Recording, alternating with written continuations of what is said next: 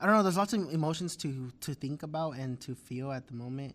You never know if at any moment you can go home and find out your parents are taken from you or your siblings are also taken from you, and you just go home to an empty house.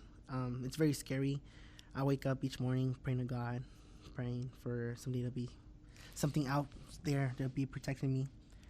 It's not like I feel in danger every time I come to school, but if I were to come, I don't know how safe I would feel with most of the staff at Franklin.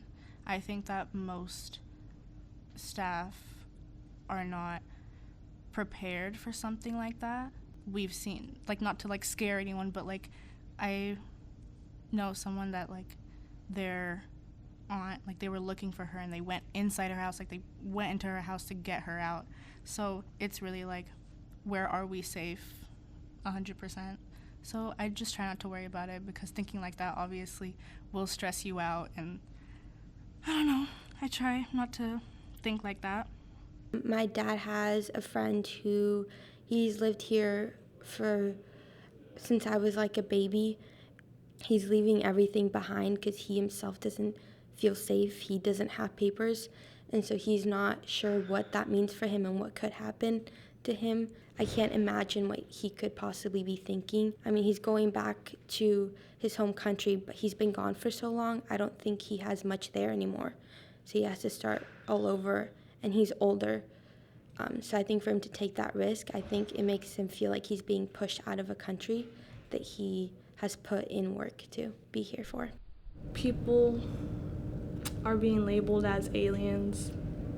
They're being labeled as dangerous because of the place that they come from, without realizing the struggle of that place. The toll that it's taking on a lot of students is hard to see, and it's sad. And the fact that we're not getting a lot of support and resources that we need, it sucks to see, because a lot of us should just be living our normal lives as teenagers instead of having to worry about our parents all the time, our family, and about ourselves even, because at this point the law isn't being followed anymore. There is the same frustration and like worry there with, can I go to work and then not have to be taken away by ICE, or can I come home to my family still being there? I feel like my family doesn't really talk about it, but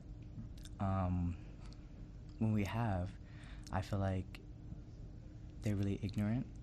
And I love my family, but I feel like when it comes to this specific situation, I feel like they aren't taking it as serious as they should be. They would argue with me about how, oh, they have cars and it's fine because, you know, our people aren't being targeted. But I feel like it's not true, and it could happen. And the sad reality of it is that because they're ignorant to the fact that, like, it's not just Hispanic people, it's anybody of color, and that they don't care whether or not you have a card or not. They'll take you just because you look like who you are, because of your skin.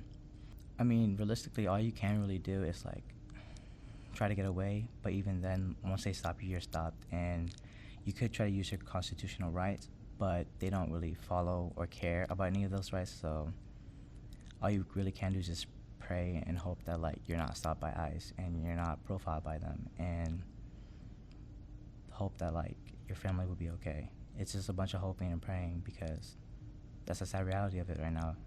People aren't safe, and ICE agents don't care.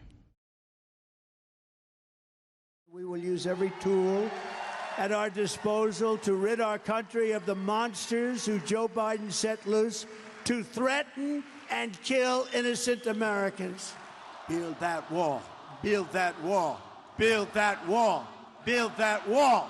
Build that wall. Build that wall. Build that wall. Build that wall. Have some of these raids gone too far? No, I think they haven't gone far enough. Like, the people that I know, it does affect them and their families and friends. They aren't joking about it, you know? But I think most people that don't take it seriously, it's because it doesn't affect them.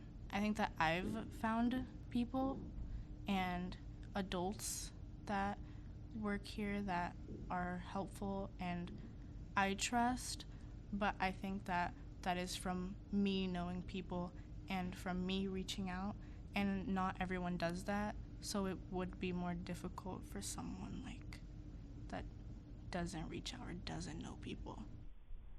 Being at Franklin is a privilege for me. Being a kid of color and being a student here in a very white dominant school, I feel like it's sometimes a bit of pressure, and like there's lots of people looking at you because you're the only kid of color. You just have to be looking over your shoulder at each moment, each time you walk. It's kind of weird. There's times where I'm safe when I'm like with a teacher that's understanding of where I'm from or where I'm coming from. In particular, Ms. Livesay, she's always been a great teacher. You walk in, it's always, hey, how's your day going? Good morning. I feel like lots of students feel safe in her environment, in her class. Sometimes you feel safe with the security guards around here, but I don't know. I think it's like a very tricky situation because admin sometimes they're okay to talk to, but you don't know if they're truly on your side. We have had staff meetings in which protocols on responding to ICE have been reviewed. And I do know that there was a separate meeting that a group of folks from Step Up and a few other teachers came together to do like a voluntary review of protocols. And it was a very well-attended meeting, I will say. It didn't come from admin, it came from concerned teachers and other staff members in the building. How to respond to an emergency is like its own language. And if there's anything I know about language learning is that requires repetition. Based on the trainings we've received in our staff meetings, I would say we would, as a staff, probably need more reviewed trainings. Who really gets a childhood? I think some students really have to be extremely vigilant. You know, during these downtimes where you may not get a break with your friends to like laugh and be a kid, or you may not have that like educator in the space that you can just like take a deep breath with and exhale or vent with, it can be really challenging. So I think the contrast of who gets the right to a childhood these days feels really on the surface right now. Yeah, I think my life has been affected by, my school life has been affected by the situation going on right now with ICE and immigration. It affects my getting my work done due to having to find resources, not just for myself, but for others, and advocating for others, and making sure that they have the resources they need that aren't being provided. The students, predominantly white students at the predominantly white school that we go to, are definitely not seeing the toll that it's taking on a lot of BIPOC students and people of color. A big part of that is because our administration isn't addressing it and they're not taking it seriously. Recently, McDaniel High School did a protest with the backup of their admin. I'm glad that their school is able to back up their students. What sucks is that their principal is white and our principal is a Latina, and she isn't very helpful about it. She isn't backing us up about it, and it kind of sucks because you expect that your own people are willing to help you with it, but yeah, no, they aren't. And my big question is, why haven't we all gotten together and done something like that? We should all come together and make a big protest, because it's a difficult situation we're in, and I feel like we just need to help each other out.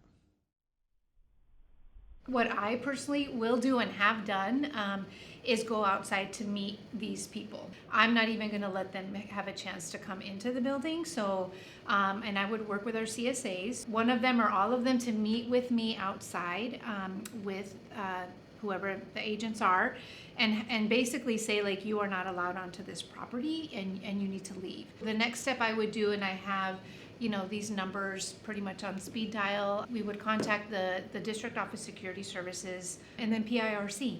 If it seemed like they wanted to come in the building, we would do a secure the perimeter and make sure that everybody is at a door and doors are locked, students are inside. If there are students outside, we will bring them inside as quickly as possible. Basically, I would just stay outside until they leave, ideally. And we would make sure that we've connected with teachers and with staff who especially may have students that would be more vulnerable, so that they are not put in the way of any of these folks.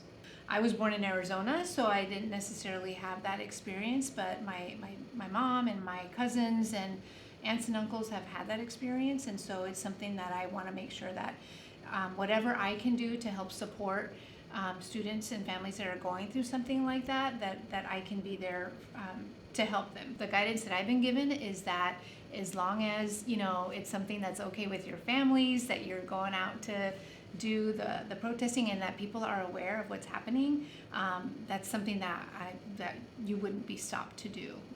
It would have to come from students. It would have to be like, yeah, this is something that's important to us. I think that that's certainly something that I would want to support students if it's something that you all wanted to do. Because I didn't hear anything about any Franklin students walking out. Did you?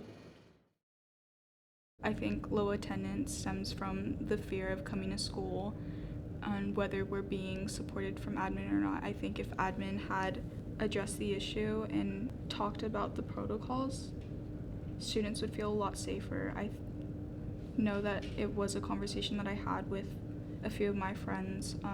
A lot of them just didn't feel like there was a good chance of them being protected by admin here if ICE were to show up.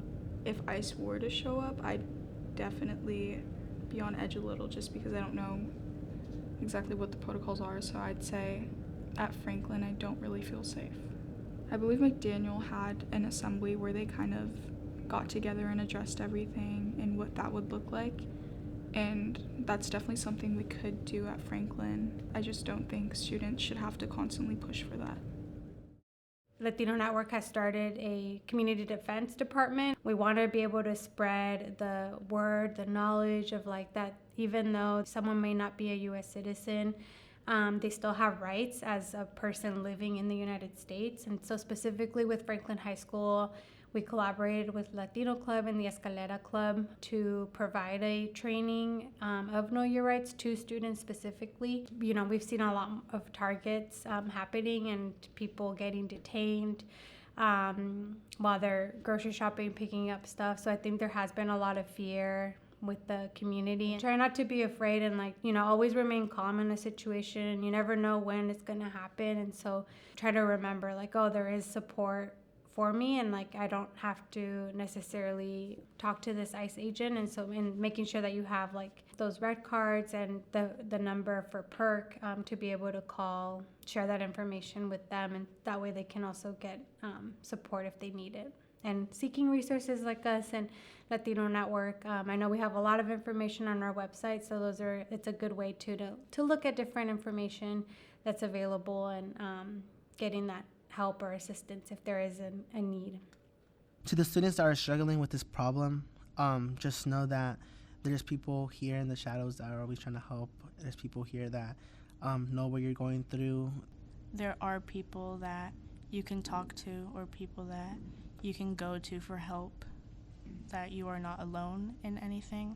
Growing up, it was just really frustrating, especially coming into high school where you kind of think you've already found your space, but you still don't feel supported by your peers or staff, admin. My overall message is to just push yourself into predominantly white spaces and kind of just prove yourself. Hopefully soon this situation passes all over. We're able to get through it and we're able to become better people at the end of the day. Para toda la gente escuchando que ahorita está pasando un tiempo muy feo, nomás les quiero decir que ustedes pertenecen aquí como cualquier otra persona, no son diferentes y ustedes son importantes.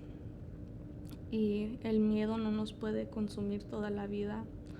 Ustedes vinieron aquí por una razón, para tener un futuro y sacrificaron muchas cosas para estar aquí. We have to stick together to face this problem and just know that you're not alone.